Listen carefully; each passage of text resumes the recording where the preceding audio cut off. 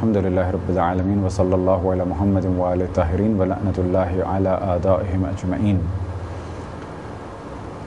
نماز پڑھنے کی جگہ کی چوتھی شرط یہ کہ وہ جگہ ایسی نہ ہو کہ جہاں پر قیام یا رکوع یا سجود صحیح طریقے سے ادا نہ کیے جا سکتے ہوں۔ مثال کے طور پہ اس کی چھت اتنی نیچی نہ ہو کہ ہم صحیح کھڑے نہ ہو سکیں، لیکن اگر ہم کسی ایسی جگہ پر قید ہوں اور ہمیں معلوم ہے کہ یہیں پر رہیں گے آخر وقت تک، تو ایسی صورت میں تو جس طرح سے بھی نماز ممکن ہو پڑھنا ہے، لیکن فرض یہ کریں کہ ہمارے پاس امکان ہے کہ ہم ایسی جگہ بھی نماز پڑھ سکتے ہیں جہاں سیدھے کھڑے ہو جائیں،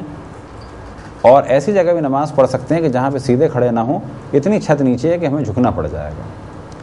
تو ایسی صورت میں کہا جائے گا کہ ایسی جگہ نماز پڑھنا کہ جہاں پر سیدھے کھڑے نہیں ہو سکتے جائز نہیں ہے حالت اختیار۔ اسی طریقے سے فرض کریں کہ جگہ اتنی کم ہے کہ ہم رکوع نہیں کر سکتے، تو کہا جائے گا ایسی جگہ پر نماز پڑھنا کہ جہاں پر حالت اختیار میں صحیح رکوع نہ کر سکیں یا صحیح سجدہ نہ کر سکیں، نماز پڑھنا صحیح نہیں ہے۔ رسول اللہ صلی اللہ علیہ وسلم اور ائمہ علیہم السلام کی قبر کی جانب پشت کر کے نماز پڑھنا اگر توہین کا سبب بن رہی ہے تو یہ کام بھی جائز نہیں ہے۔ مثال کے طور پہ اس طرح سے نماز پڑھی جائے کہ قبر مطہر کی جانب پشت ہو رہی ہو،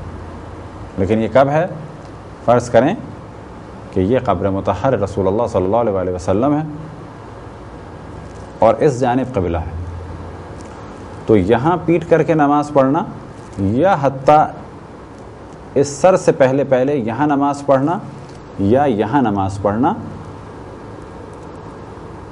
ان تینوں صورتوں میں نماز پڑھنے سے عام طور پہ مراجع الزام روکتے ہیں کہ اس طرح سے نماز نہ پڑھی جائے۔ لیکن اگر یہاں پر ایک دروازہ ہو یا دیوار ہو،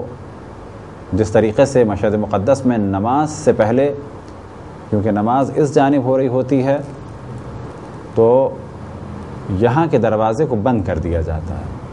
اب اگر دروازہ بند ہو گیا یا یہ کہ یہاں پر دیوار ہے، تو اس جانب نماز پڑھی جا سکتی ہے، یعنی اب اگر یہاں پیٹ ہو تو کوئی مذائقہ نہیں، لیکن خود قبر مطہر کی جانب پیٹ کر کے نماز پڑھنا یہ وہ عمل ہے کہ جس سے عام طور پہ مراجع الزام کا فتویٰ ہے کہ اس سے بچا جائے، اور یہ عمل جائز نہیں ہے۔ خداوند تبارک و تعالیٰ سے دعا ہے کہ بحق محمد وآل محمد ہمیں اپنے رسول، اپنی حجتوں، خصوصاً امام زمان علیہ السلام کی معرفت اور اطاعت کی توفیق عطا فرمائے۔ وصلی اللہ علی محمد وآلہ الطاہرین۔